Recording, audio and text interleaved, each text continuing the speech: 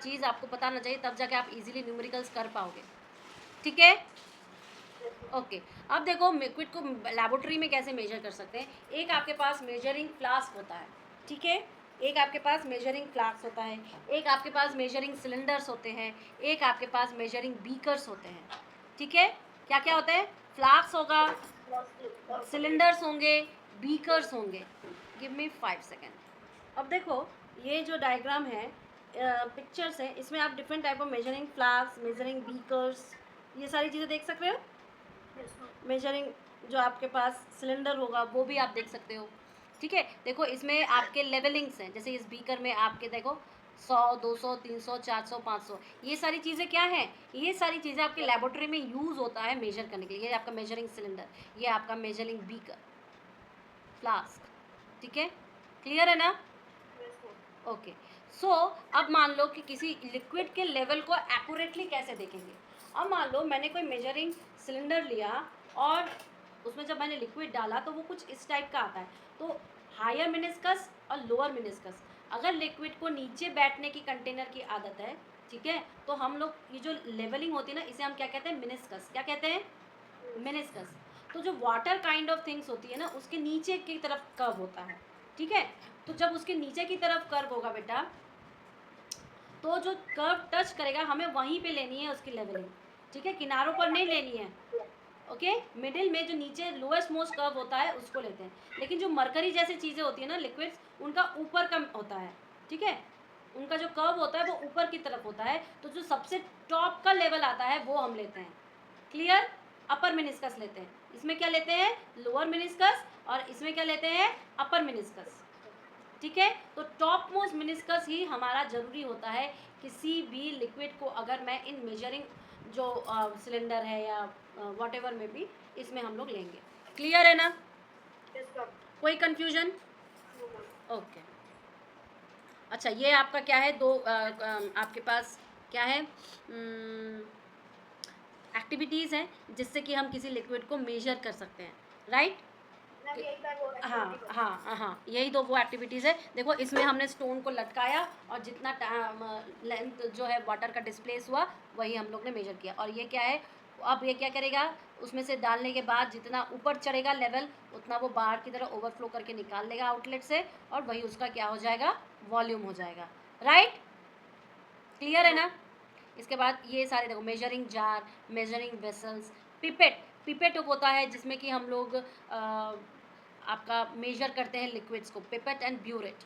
Just give में समझ में आया पिपेट एंड ब्यूरेट का क्या इस्तेमाल है। ये क्या है, पिपेट एंड ब्यूरेट, जब हमारे केमिस्ट्री में टाइट्रेशंस होते हैं और वॉल्यूम हमें थोड़ा सा चाहिए लेकिन वो फ्लो जो है इसका बहुत ग्रेट ड्रॉप वाइज फ्लो होता है, तब हम पिपेट और ब्यूरेट का इस्तेमाल करते हैं। They are also use for volumes only, ठीक है। और ये डायग्राम देखिए क्या है, ये आपका मिनिस्कस मेजरमेंट का है, जिससे कि हमारा पैरेलैक्स एरर नहीं हो। लोअर मिनिस्कस मेजर करेंगे, that is a liquid that is water kind, mercury kind का नहीं है, तो हमें लोअर मिनिस्कस मिल रहा है। अगर ये मरकरी काइंड का हो तो हमें क्या मिलेगा, अपर मिनिस्कस मिलेगा, क्लियर है ना।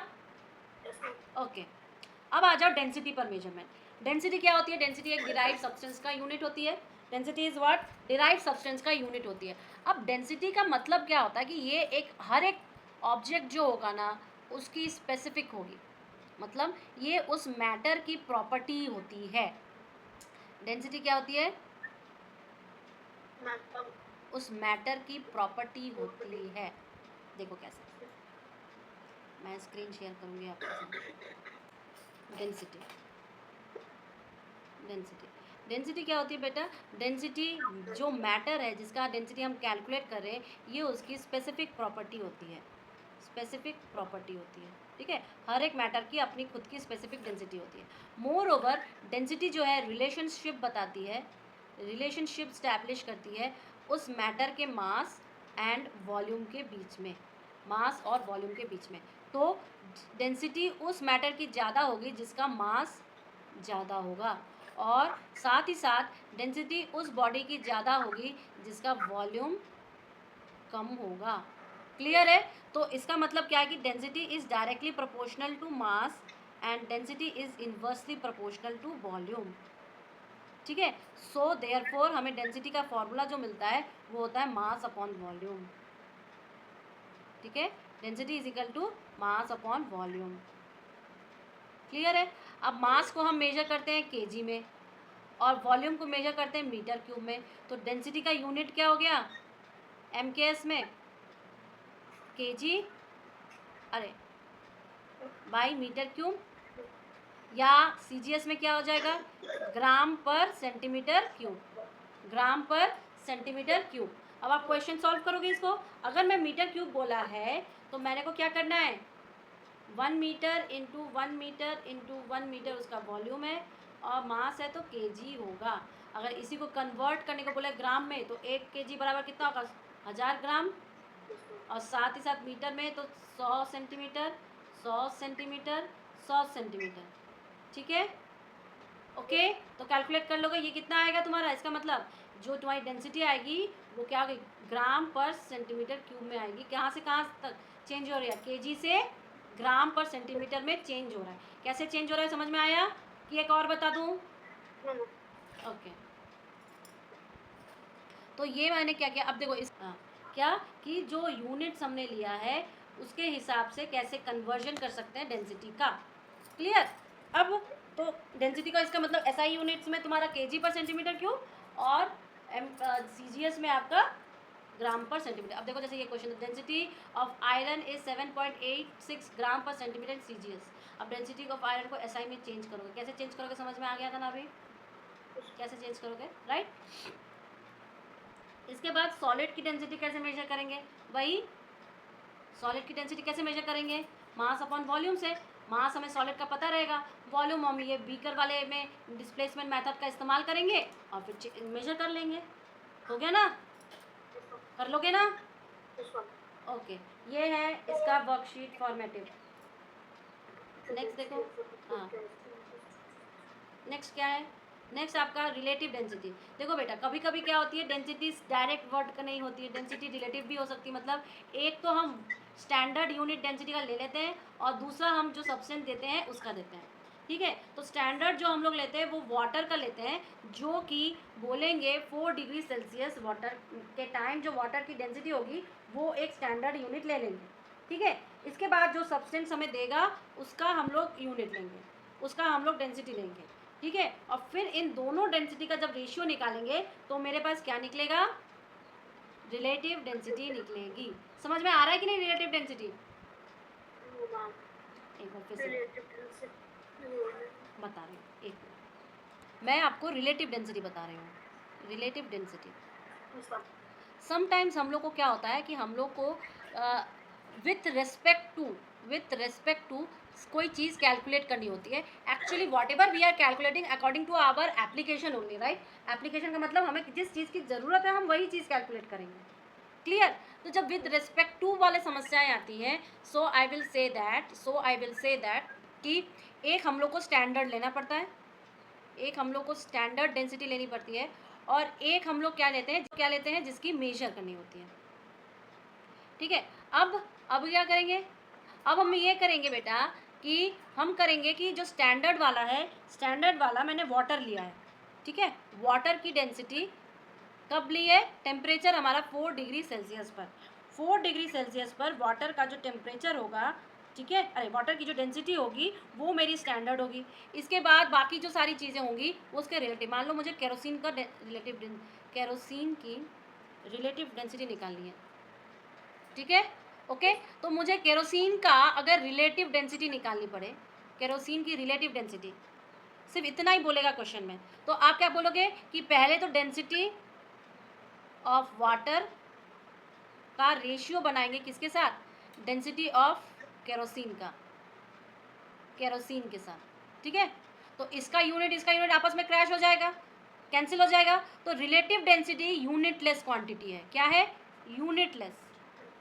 यूनिटलेस क्वांटिटी है, मतलब इसकी कोई भी यूनिट नहीं होती है। हमें बस इसमें एक स्टैंडर्डाइज कुछ चाहिए जिसके रिलेटिव में हम डेंसिटी को निकाल सके, क्लियर? तो मैं आपको अभी एक, जैसे कि इसमें बताया गया है कि पहले तो जो सब्सटेंस लेंगे, अभी हम लोगों ने किसको लिया था? केरोसिन ऑयल को लिया था। ठीक है, और जो सब्सटेंस प्योर वाटर का है आपका 4 डिग्री सेल्सियस, इन दोनों का रेशियो बना देगा मेरा क्या? बना देगा रिलेटिव डेंसिटी। क्या बना देगा? Relative density. अब इसके एसआई यूनिट क्या लिखेंगे? कुछ भी नहीं, बिकॉज इट इज़ तो यूनिटलेस क्वांटिटी है, खाली हमारे पास डेंसिटी की यूनिट होती है। इसका एक फ़ायदा है, फ़ायदा इसका क्या है कि अगर मुझे कभी किसी सब्सटेंस की डेंसिटी निकालनी पड़े तो मैं इसका ईजिली इस्तेमाल कर सकती हूँ। कैसे इस्तेमाल कर सकती हूँ देखिए, अब रिलेटिव डेंसिटी का एप्लीकेशन क्या है। एप्लीकेशन में आप बोलोगे कि हम किसी सब्सटेंस की डेंसिटी निकाल सकते हैं। सब्सटेंस की डेंसिटी जो है वो हम फाइंड आउट कर सकते हैं, फाइंड आउट कर सकते हैं। कैसे फाइंड आउट कर सकते हैं बेटा, जैसे मान लो कि रिलेटिव डेंसिटी ऑफ सब्सटेंस है, ठीक है, तो ये क्या हो जाएगा, आपका डेंसिटी ऑफ सब्सटेंस हो जाएगा, डेंसिटी ऑफ सब्सटेंस हो जाएगा, ठीक है। और ये मान लो कि मैंने आपका केजी पर मीटर क्यूब में लिखा है, और नीचे वाला क्या हो जाएगा, density of pure water, density of pure water कब, एट 4 डिग्री सेल्सियस पे, ये भी आपका केजी पर मीटर क्यूब में आ जाएगा। लेकिन मान लो मेरे पास ये गिवन है, मेरे पास ये गिवन है, ये तो स्टैंडर्ड है तो ये तो गिवन है, मेरे पास ये अननोन है, तो हम कैसे निकालेंगे, सीधा सीधा हम डेंसिटी ऑफ अननोन सब्सटेंस का कैसे निकाल लेंगे, बस आर डी यानी कि relative density into density of pure water, जो कि आपका केजी पर मीटर क्यूब में है, ठीक है, ओके, क्लियर है ना ये चीज़। तो डेंसिटी क्या है, density is equal to mass upon volume, और ये हर एक सब्सटेंस का अपना मैटर की खुद की प्रॉपर्टी होती है, ये मैटर की खुद की प्रॉपर्टी होती है, ये किसी आपके कैलकुलेशंस या वैल्यूज़ पर डिपेंड नहीं करती, ये मैटर की खुद की प्रॉपर्टी होती है। जितना ज़्यादा मास होगा उतनी ज़्यादा डेंसिटी होगी, एंड जितना ज़्यादा डेंसिटी होगी उतना कम उसका वॉल्यूम होगा, उतना कम उसका वॉल्यूम होगा, क्लियर है। पॉइंट्स बनाए कि कैसे कन्वर्जन किया जाता है ग्राम पर सेंटीमीटर क्यूब को या केजी पर मीटर क्यूब को, ये सारे कन्वर्जन बेटा आपको आने चाहिए, I have told you already. Next है आपका स्पीड। स्पीड क्या होती है, कोई एक डिस्टेंस कितने टाइम में ट्रैवल किया है उसको मेजर करने का तरीका होता है। अच्छा, मैंने आपको पहले भी बोला है कि जब हम किसी चीज़ को टाइम से डिवाइड करते हैं तो वो हो जाती है रेट, और जब हम किसी चीज़ को लेंथ से डिवाइड करते हैं तो वो हो जाती है ग्रेडियंट। क्या हो जाती है, ग्रेडियंट, ठीक है। मैं बोल रही हूँ speed measurement, measurement of speed या स्पीड मेजरमेंट, ठीक है। वेनेवर हम किसी क्वांटिटी को जब टाइम से डिवाइड करते हैं, ये क्वांटिटी है, क्वांटिटी को टाइम से डिवाइड करते तो वो कहलाती है रेट, और जब हम किसी क्वांटिटी को डिस्टेंस से या लेंथ से डिवाइड करते हैं तो वो हो जाती है ग्रेडियंट। क्या हो जाती है, ग्रेडियंट। बट स्पीड का फॉर्मूला क्या होता है, डिस्टेंस ट्रैवल्ड, ठीक है, upon time taken, upon time taken, मतलब उस डिस्टेंस को मान लो कि ए है और ये पॉइंट बी है, ठीक है, ए से बी को ट्रैवल करने में कोई डिस्टेंस हुआ और इसको यहाँ से यहाँ टाइम करने में कोई टाइम लगा, ठीक है, यानी कि मान लो इसने 2 मीटर का डिस्टेंस 5 सेकेंड्स में ट्रैवल किया है, 5 सेकेंड्स में ट्रैवल किया है, तो इसका स्पीड क्या हो जाएगा, 2 मीटर अपॉन 5 सेकेंड, क्लियर। तो क्योंकि ये एक टाइम से डिवाइड की गई क्वांटिटी है इसलिए ये क्या बताती है, रेट। तो speed is the rate of travel of a distance, क्या है, rate of travelling a distance, clear, clear है कि नहीं स्पीड का, स्पीड क्लियर है ना। तो स्पीड का मेजरमेंट कैसे कर सकते हैं, स्पीड का measurement distance travelled upon time taken, और एक होता है आपका मीटर में, एक होता है आपका सेकंड में। तो स्पीड का एसआई यूनिट क्या हो जाएगा, मीटर पर सेकंड, और सीजीएस यूनिट क्या हो जाएगा, सेंटीमीटर पर सेकंड, ठीक है, मीटर पर सेकंड या सेंटीमीटर पर second. Is this clear to you or not, tell me. Measurement यानी कि समथिंग, किसी चीज़ को हम माप रहे हैं, ठीक है, मापना बहुत ज़रूरी है क्योंकि physics most of the time it is studying nature, और नेचर को हम एक्सपेरिमेंटली जब मेजर करते हैं या एनालाइज करते हैं या ऑब्जर्व करते हैं तो हमें बहुत ज़रूरी होता है कि हम उसकी वैल्यूज़ को, डेफिनेट फैक्चुअल वैल्यूज़ की एनालिसिस करें, and for that only we need measurement. इसीलिए सबसे पहला चैप्टर मेजरमेंट का होगा। अब इसमें हम लोग क्या क्या देखेंगे, फर्स्ट हम लोग देखेंगे फिजिकल क्वांटिटी, मेजर किसको कर रहे हैं, कोई क्वांटिटी होगी तभी तो उसको मेजर कर रहे हैं, सो फॉर दैट रीजन हम लोग फिजिकल क्वांटिटी किसे कहते हैं, the quantity that we are measuring, ठीक है। और इसको किस में हम लोग शो कर सकते हैं बेटा, उसको शो करने के लिए हमें, या फिजिकल क्वांटिटी को डिफाइन करने के लिए हमें एक मैग्नीट्यूड और एक यूनिट की ज़रूरत पड़ती है, मैग्नीट्यूड और यूनिट की ज़रूरत पड़ती है। सेकंड क्या है कि हम लोग बोले how many types of physical quantities, तो हम कहेंगे एक तो डायरेक्ट होते हैं जिन्हें हम लोग फंडामेंटल बोलते हैं, और इन्हीं फंडामेंटल का यूज़ करके जब हम अदर क्वांटिटीज़ को डिफाइन करते हैं, फिजिकल क्वांटिटीज़ को, तो हम उन्हें क्या कहते हैं, डिराइव्ड फिजिकल क्वांटिटीज़। अब फंडामेंटल में क्या है, 7 होते हैं, length, mass, time, light and all those things, luminous intensity, actually luminous intensity उसे कहते हैं। ये सारी चीज़ें क्या होती हैं, ये सारी की सारी चीज़ें आपका चार्ज हुआ, charge is also coulomb of fundamental unit. So all this 7 हमारे पास फंडामेंटल क्वांटिटीज़ होते हैं, ठीक है। अब इनसे डिराइव क्या क्या हुआ, एरिया हुआ, वॉल्यूम हुआ, डेंसिटी हुआ, स्पीड हुआ, ये सारी चीज़ें क्या होती हैं, उनसे डिराइव होती हैं। अब देखो नेक्स्ट है स्टैंडर्ड यूनिट्स। देखो मैंने आपको बोला फिजिकल क्वांटिटी को डिफाइन करने के लिए हमें यहाँ पे देखिए क्या चाहिए, मैग्नीट्यूड और यूनिट्स चाहिए।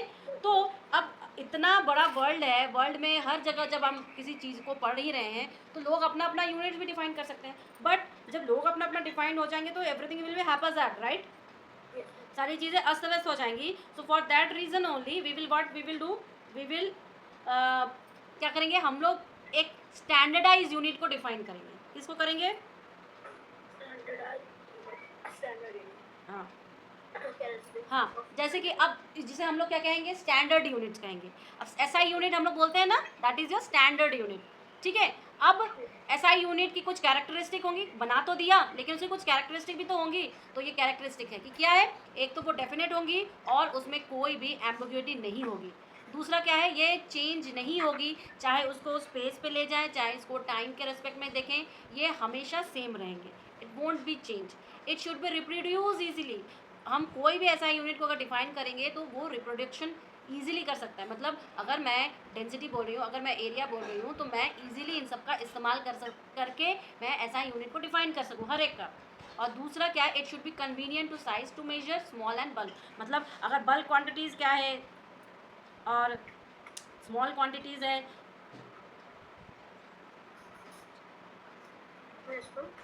ठीक है, ओके, समझ में आया ये पेज, ओके।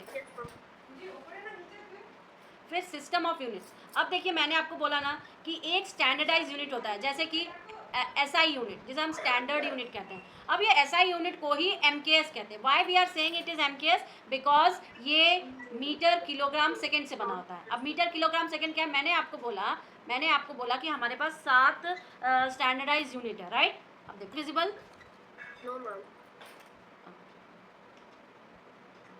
मैं आपको जब बोला कि हमारे पास क्या है, फिजिकल क्वांटिटी है, फिजिकल क्वांटिटी है,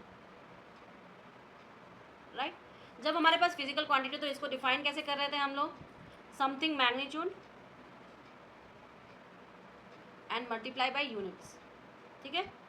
अब इस यूनिट को ही मैंने बोला कि ओवरऑल फॉर्म में करने के लिए हमें स्टैंडर्ड यूनिट्स की ज़रूरत है, स्टैंडर्ड यूनिट्स, ठीक है। स्टैंडर्ड यूनिट्स को ही हम लोग क्या कहते हैं, एसआई यूनिट। क्या कहते हैं, एसआई यूनिट। अब यहाँ पर आ जाओ, फिजिकल क्वांटिटीज़ क्या है, फिजिकल क्वांटिटीज़ हमारे पास 2 टाइप्स के हैं, 2 टाइप्स के हैं, एक फंडामेंटल हुआ और एक डिराइव हुआ, ठीक है। फंडामेंटल हमारे पास 7 हैं, जिसमें हम लोग बहुत कुछ पढ़ते हैं, but most of the time आप देखो पहले मास, लेंथ, टाइम, क्योंकि हमने चार्ज देखा हुआ है तो चार्ज, टेम्परेचर, ठीक है, और भी है ma'am charge, coulomb, coulomb. Derive units क्या है कि इन सब का मिक्सचर बना के अगर मैंने करूं तो मेरे पास कौन सी यूनिट होगी, डेंसिटी हो जाएगी, एरिया हो जाएगा, वॉल्यूम हो जाएगा, स्पीड हो जाएगी। All these are what, all these derived है, क्योंकि ये इनके इस्तेमाल से बने। अब देखो मैं एमकेएस बताना चाह रही हूँ।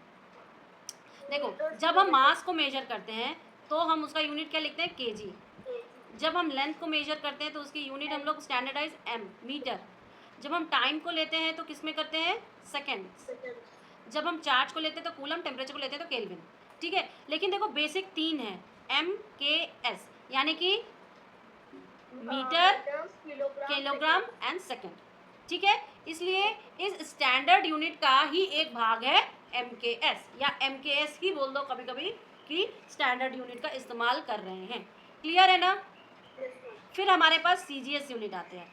CGS यूनिट यानी कि अगर थोड़ा सा स्मॉल लेना चाहें तो हम उसमें मास को किस में करते हैं, ग्राम में, लेंथ को किस में करते हैं, सेंटीमीटर में, और टाइम को किस में करते हैं, टाइम में ही, सेकेंड्स में ही, ठीक है। इसलिए CGS यानी कि centimetre, gram and second. Is this clear to you?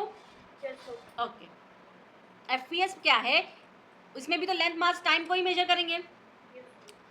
Foot length को मेजर करता है। अब जैसे कि डॉक्टर बोलता है ना, या कोई भी इंसान, ये 5 फुट का है, इसकी हाइट 6 फुट की है, इसकी हाइट 6'5" है, तो फुट और इंचेस, ठीक है, 6 फुट 5 इंच का मान लो, तो वो फुट हो गया। मास यानी कि पाउंड, मास यानी कि पाउंड में। अब जैसे कोई बेबी होता है ना फॉरेन कंट्रीज में, तो आपको बोलता है 4 पाउंड का है, 3 पाउंड का है, अगर ऐसे बोल दिया। सो हाउ कैन यू से, तो FPS यूनिट में पाउंड यूज करते हैं। टाइम तो हमारा तीनों के तीनों यूनिट में सेकंड में ही रहेगा। टाइम जो है हमारा तीनों यूनिट्स में सेकंड ही रहेगा। क्लियर है? फिर मैंने आपको बोला कि ये जो सिंबल्स और ये जो यूनिट्स होते हैं, इनको लिखने का तरीका क्या होता है।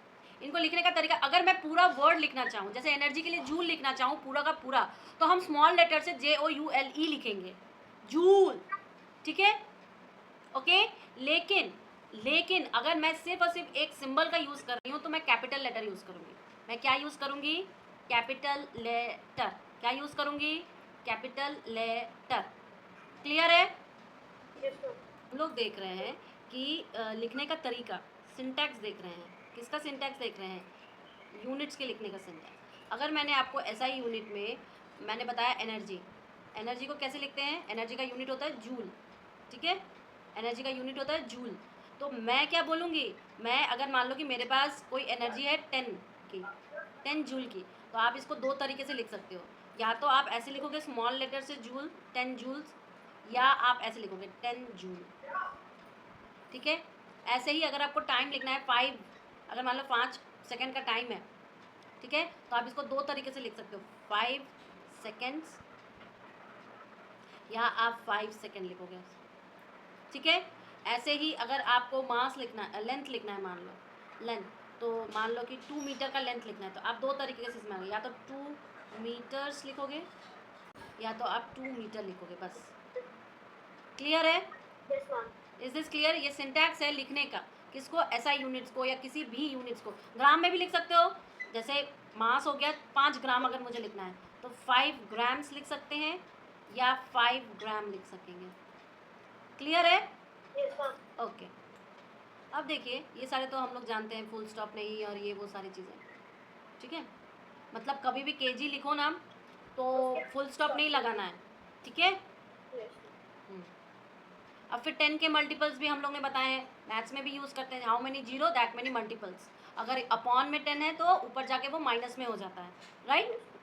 ये तो हम लोग जानते हैं। अच्छा, ये भी मैंने बताया था कि अगर 1 है, 10 की पावर 1 है, 2 है, 3 है, 4 है, 5 है, 6 है, कल ही जैसे बताया था मेगा, ठीक है। ये सारे आपके शीट्स हैं, ये आप होमवर्क करके दिखाओगे। इसके बाद लीज काउंट। लीज काउंट क्या होता है कि मैंने आपको बोला कि लीज काउंट वो चीज़ है जब हम लोग किसी भी इंस्ट्रूमेंट को यूज़ करते हैं। हाँ बेटा, जैसे आपने ये, अब जब मैं लीज काउंट की बात कर रही हूँ, so what did you mean by lease count. Lease count यानी कि देखो, हमें कोई ना कोई फिजिकल क्वांटिटी तो मेजर करनी है। अब हम मेजर ऐसे तो नहीं कर सकते, कोई एक इंस्ट्रूमेंट लेंगे मेजर करने के लिए, ठीक है। जब हम कोई एक इंस्ट्रूमेंट लेंगे मेजर करने के लिए बेटा, तो इसका मतलब क्या होगा, इसका मतलब ये होगा कि उसका कोई तो एक स्केल होना चाहिए ना, क्योंकि वो मेजर कर रहा है, ठीक है। अब जैसे आप नॉर्मली जो स्केल पेंसिल बॉक्स में डाल के ले जाते हो, उसमें क्या है, वो सेंटीमीटर के बड़े बड़े होते हैं, और 2 सेंटीमीटर के बीच में 10 लाइन होते हैं जो 1-1 मिलीमीटर का बोलता है, ऐसा ही तो होता है। तो इसका मतलब क्या है, लीस्ट काउंट कितना छोटा वो मेजर कर सकता है, 1 मिलीमीटर। 1 मिलीमीटर से ज़्यादा वो छोटा मेजर नहीं कर सकता, ठीक है। जब हमारे पास एक ऐसा स्केल मिलता है जिससे छोटा हम कोई भी इंस्ट्रूमेंट मेजर नहीं कर सकता, तो हम बोलेंगे कि उस इंस्ट्रूमेंट का लीस्ट काउंट वो वैल्यू है। यानी कि अगर मैं बोलूँ आपके पेंसिल बॉक्स में रखी हुई स्केल का लीस्ट काउंट की वैल्यू क्या है, तो आप बोलोगे 1 मिलीमीटर, 1 मिलीमीटर। क्लियर है?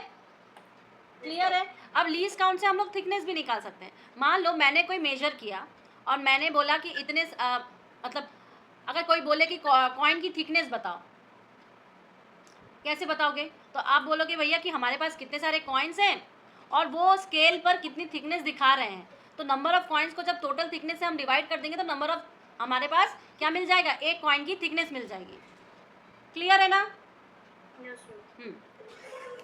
अब देखो मेजरमेंट ऑफ लेंथ, लेंथ को कैसे मेजर कर सकते हैं अभी बताया, या तो मीटर्स में, एसआई यूनिट में, सीजीएस में सेंटीमीटर में चेंज कर सकते हैं। अब अगर -6 हुआ तो माइक्रो, मिली है तो 10⁻³ सेंटीमीटर है तो 10⁻², और किलोमीटर है तो 10⁻3। मिली में क्या होता है -3 और किलो में क्या होता है 3। क्लियर है? अब ये भी मैंने क्लास में बताया था कि कैसे एक वुडन स्पेरिकल ऑब्जेक्ट है तो उसका हम लोग मेजरमेंट कैसे ले सकते हैं, ठीक है। फिर हमने बोला कि अगर मान लो मेरे पास बहुत बड़ा डिस्टेंस है, so what the unit we will use, जैसे कि अर्थ जो एस्ट्रोनॉमिकल बॉडीज हैं उनका तो डिस्टेंस बहुत बड़ा बड़ा होता है, तो वो मेजरमेंट हम कैसे कर सकते हैं बेटा? तो वो मेजरमेंट करने के लिए हमें बड़े यूनिट्स की ज़रूरत है लेंथ की, तो वो बड़ा यूनिट क्या हो जाता है फिर मेरा एस्ट्रोनॉमिकल यूनिट। एस्ट्रोनॉमिकल यूनिट की वैल्यू क्या होती है 1.496 इंटू 10⁻11 मीटर। क्या होती है 1.496 इंटू 10⁻11 मीटर। ये याद करना पड़ेगा, ऐसे नहीं आएगा, ठीक है। अब ये जब आप वर्कशीट करते हो ना तो आपको चीज़ें ज़्यादा याद नहीं रखनी पड़ती है, इसीलिए आपको बोला जाता है कि आप क्वेश्चन करो, जितना ज़्यादा क्वेश्चन उतना कम आपको लर्न करना है। जितना कम क्वेश्चन करोगे दिमाग में उतनी सारी चीज़ें लर्न करनी पड़ेगी, और जितना ज़्यादा लर्न करना पड़ेगा गलतियाँ उतनी ज़्यादा होगी, क्योंकि इतना मिसमैच होने लगता है। समझ में आ रहा है? चीज़ें क्या होने लगती है बेटा, मिसमैच होने लगती हैं। Okay, next. फिर मैंने आपको बोला मास को कैसे मेजर करते हैं, वही मास होता क्या है, जो अमाउंट को मैटर का एक बॉडी अपने में कंटेन्ड किया हुआ रहता है उसको हम लोग मास कहते हैं, ठीक है। अब हमारे पास फिजिकल बैलेंस है, कॉमन बैलेंस है, 1000 तरीके के बैलेंस है, इलेक्ट्रॉनिक बैलेंस आप सब्जियों की दुकान में देखते हो ना। So all these are what, all these are instrument that can measure. अब हर एक का अपना एक लीज काउंट होगा कि कितने में वो करता है, बट इलेक्ट्रॉनिक जो मेजरमेंट करने का होता है उसमें सबसे आप बोलोगे कि अच्छे तरीके से हम मेजरमेंट कर सकते हैं, ज़्यादा लीज काउंट होता है उसका, पहली बात। और मास को मेजर करने का क्या होता है, केजी या ग्राम या एमजी, बट जब बड़े मासेस हो जाते हैं तो हमारे पास कुंटल और टन आता है। क्या बड़ा होता है, कुंटल बड़ा होता है कि टन बड़ा होता है? Tell me. टन बड़ा होता है, तो एक कुंटल बराबर कितना हुआ केजी?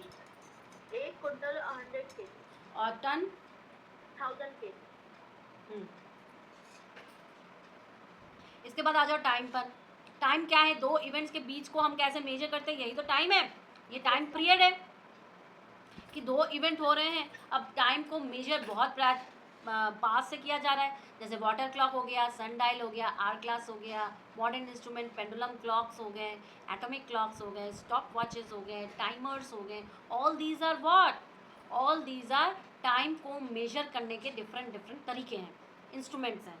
क्लियर है? बट यूनिट्स ऑफ टाइम मेरे को बताना है आपको कि देखो सेकेंड, मिनट्स, आवर, डेज, ये सब तो हम जानते ही हैं, ईयर हम जानते ही हैं, but I want to know decade, century और मिलेनियम किससे कहते हैं, क्योंकि क्वेश्चन इनसे बनते हैं। तो 1 decade is equal to 10 years, 1 century is equal to 10 decades, 1 millennium is equal to 10 century. Clear है? 1 डीके कितना है 10 ईयर्स, 1 सेंचुरी कितनी है 10 decades, 1 millennium is equal to 10 century. Clear है? ओके। अब पीरियोडिक मोशन क्या है, मैंने आपको बोला था क्लास में कि पीरियोडिक मोशन है क्या, मतलब एक ही मोशन हो रहा है लेकिन सेम टाइम के बाद, मतलब अगर 10 मिनट एक मोशन को ए से बी पॉइंट पर पहुंचने के लिए 10 मिनट लगा, वापस उसे 10 मिनट लगेगा ए से बी, जब वो घूम के ए पर आएगा वापस उसे 10 मिनट ही लगेगा। मतलब ए टू बी टू ए, ये जब गोल घूम के ए पर आ रहा है और उसे अगर 10 मिनट लग रहा है, दैट मीन्स वापस वो घूम के जब A to B to A आएगा वापस उसे 10 मिनट लगेगा। So I will say it is just like a periodic motion. क्या मोशन? Periodic motion. सबसे अच्छा एग्जांपल हम लोग लेते हैं पेंडुलम का। छोटा सा अगर हम उसको स्ट्रेच करें, स्ट्रिंग करें और उसको फ्रीली ग्रेविटी के अंडर मूव करने दें तो ऑक्सीलेट करेगी और पेंडुलम क्या होगा, मूव करेगा। क्लियर है? इसके बाद ये वर्कशीट्स करवानी थी आपको। फिर मैंने आपको एरिया समझाया था। क्या समझाया था? एरिया। एरिया क्या होता है? एक सरफेस ऑक्यूपाई कर रही है कोई ऑब्जेक्ट, उसी को हम एरिया कहेंगे। एसआई यूनिट में मीटर स्क्वायर, मीटर स्क्वायर यानी कि 1 मीटर इंटू 1 मीटर। उसी तरह सेंटीमीटर स्क्वायर बनेगा। उसी तरह आपका कुछ भी बनाओ ना, सेंटीमीटर स्क्वायर बनाओ, डेसीमीटर स्क्वायर बनाओ, whatever square you want to make, just you know the basics. ठीक है। लेकिन अगर मेरे पास बड़े बड़े जो फील्ड हाउस होते हैं, फार्म हाउस होते हैं, आपका खुद का घर होता है, इन सब का एरिया जब आपको मेजर करना है तो आपको क्या मीटर का स्केल लोगे या किलोमीटर का स्केल लोगे? नहीं, आप किसका स्केल लोगे? आप बड़े स्केल्स लोगे, जैसे हेक्टेयर का स्केल लोगे। बड़े बड़े फार्म्स जो होते हैं वो हेक्टेयर्स में होते हैं। तो हेक्टेयर खुद में एक एरिया का यूनिट है। बच्चे इसमें गलत करते हैं बेटा। हेक्टेयर एक एरिया है जो कि हेक्टोमीटर से बना है। हेक्टेयर क्या है? एक एरिया है जो कि एक हेक्टोमीटर से बना है। And 1 hectometre into 1 hectometre is equal to your 1 hectare. और 1 हेक्टोमीटर कितना होता है? 100 मीटर का होता है। 1 hectometre is equal to 100 hectare. और 1 square hectometre is equal to, देखो हम लोग मेजरमेंट ऑफ एरिया कह रहे हैं, मेजरमेंट ऑफ एरिया। तो एरिया मैंने बोला कि अगर जो सरफेस मेरे से घेर रहा है वही हम एरिया कह रहे हैं, दैट इज डिफरेंट। अब अगर मैं एसआई यूनिट में बोलूँ तो मैं क्या करूँगी? मीटर्स में मेजर करूँगी, तो मीटर स्क्वायर होगा, बिकॉज 2 सरफेसेस होंगी ना। अगर मैं एरिया बोल रही हूँ 2 सरफेसेस हो रही है, so for that reason 1 metre square is equal to 1 metre into 1 metre. Similarly 1 centimetre square is equal to 1 metre into 1 centimetre is equal to 1 centimetre. अगर 1 सेंटीमीटर स्क्वायर को मीटर में चेंज करना है तो 1 metre centimetre is equal to कितना होता है? Metre. 1/100 metre into 1/100 metre होगा कि नहीं बताओ? तो ये कितना हो जाएगा? 10⁻⁻4 metre square is equal to 1 centimetre square. ये बेटा आपको कैलकुलेट करना आना चाहिए। ठीक है। अगर मैं बोलूँ big area units, big area units क्या क्या है हमारे पास? हेक्टेयर है, हेक्टेयर है कि नहीं? अगर मैं बोलूँ तो ये हेक्टेयर खुद में एरिया का यूनिट है बेटा। तो 1 hectare is equal to 1 hectometre, hectometre into 1 hectometre. ठीक है। और आपका 1 हेक्टोमीटर होता है 100 मीटर के बराबर। किसके बराबर? 100 मीटर।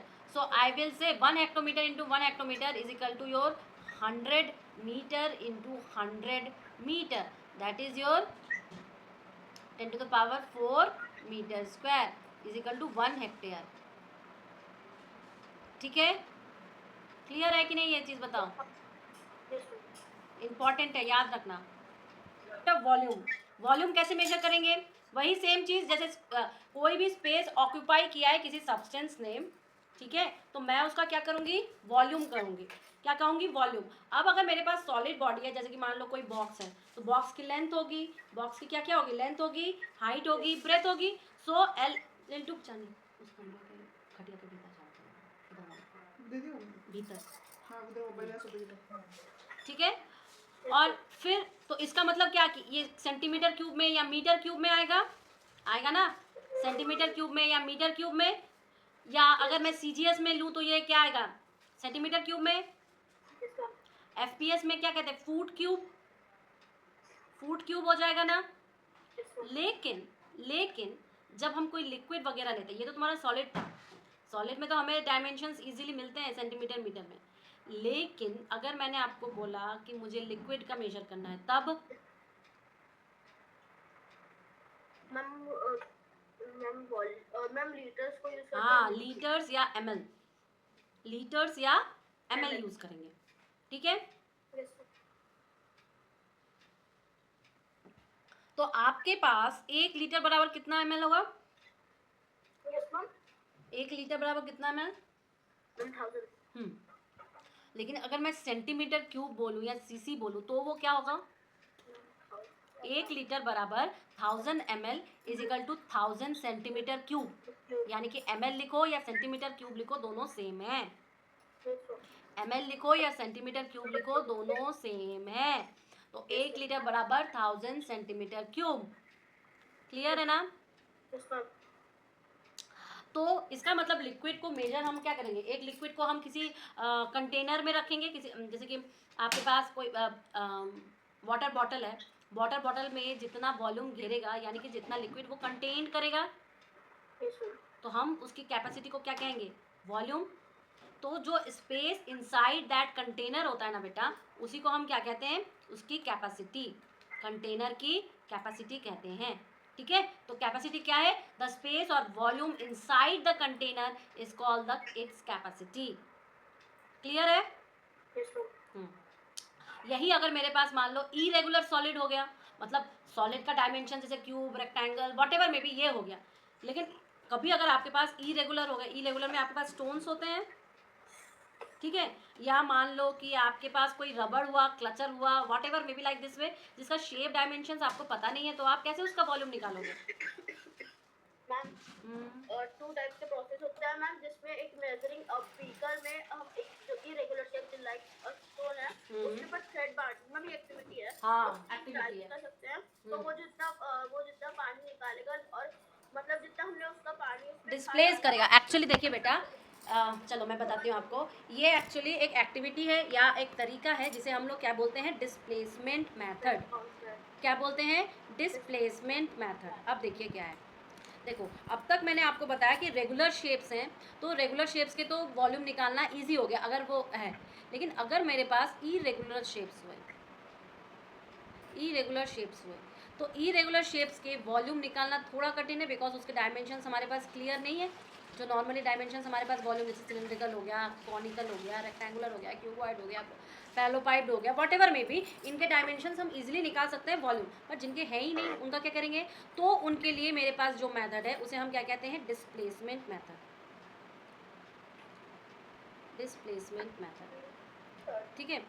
एक डिस्प्लेसमेंट मतलब मैंने कोई बीकर वगैरह लिया और मैंने बोला कि उसमें लेवलिंग करके, जो कैपेसिटी वाला बीकर अभी हम दिखाएंगे आपको, वो उतना कोई पानी डाल दिया, ठीक है, और मैंने मान लो कि जो मेरा इरेगुलर शेप है उसको रस्सी से, पहले तो हमने इसकी कैपेसिटी देखी, मान लो कि सम y1 इसकी कैपेसिटी है, ठीक है, फिर मैंने रस्सी वगैरह सारी चीज़ें डालने के बाद मैंने पत्थर का जो है, फिर मतलब पहले अगर यहाँ था, अब डालने के बाद वो यहाँ पर आ गया, तो मान लो ये y2 cc पर आया।